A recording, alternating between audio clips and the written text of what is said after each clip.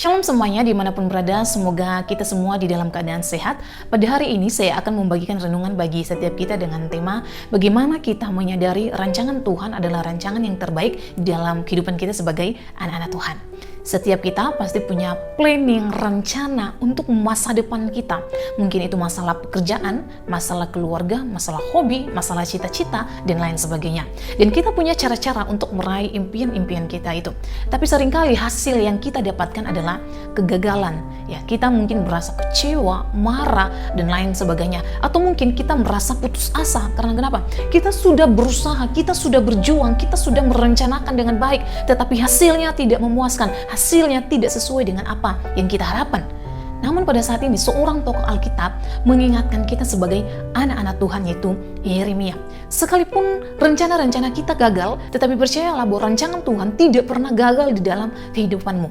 Bahkan Tuhan bilang bahwa rancangan yang ia rancangkan di dalam kehidupan kita sebagai anak-anak Tuhan adalah rancangan damai sejahtera, bahkan masa depan yang penuh harapan. Pada saat itu juga hal ini dia sampaikan kepada anak-anak Tuhan, umat pilihannya, yaitu bangsa Israel.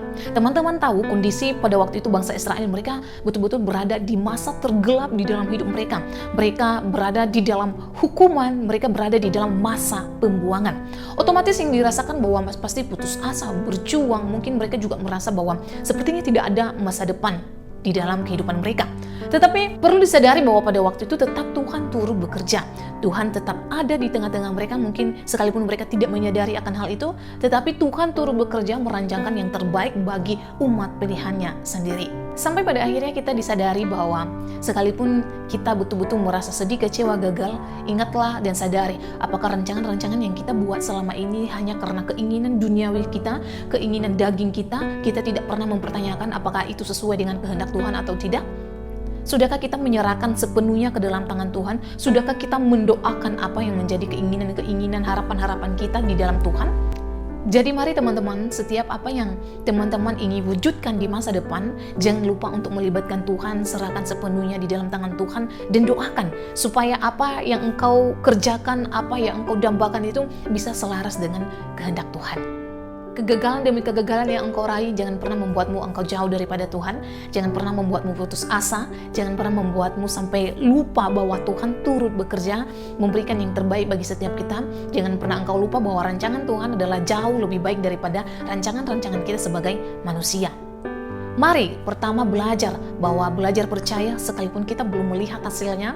Yang kedua, sekalipun kita mengalami suka duka di dalam kehidupan kita harus menyadari bahwa itu salah satu cara Tuhan untuk membentuk kita semakin serupa dengan Dia. Dan yang ketiga, bahwa teman-teman harus menyadari Tuhan tidak pernah menjanjikan bahwa di dalam perjalanan iman kita, di dalam perjalanan hidup kita selalu ada kemudahan.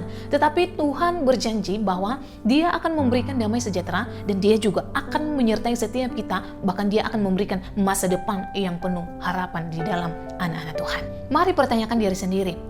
Ketika apa yang kita alami tidak sesuai dengan apa yang kita harapkan, apakah teman-teman masih percaya bahwa Tuhan turut bekerja? Kondisi yang engkau alami saat ini, apakah engkau percaya bahwa Tuhan ada, Tuhan hadir, bahkan Tuhan akan merencanakan yang terbaik di dalam hidupmu? Apakah engkau setia untuk menunggu waktu Tuhan, bahwa waktu Tuhan adalah waktu yang terbaik, rancangannya adalah rancangan yang terbaik di dalam hidupmu?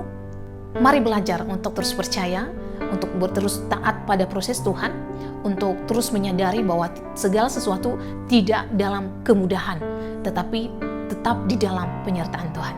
Biarlah renungan pada hari ini boleh memberkati rekan-rekan muda dimanapun berada. Shalom, God bless you.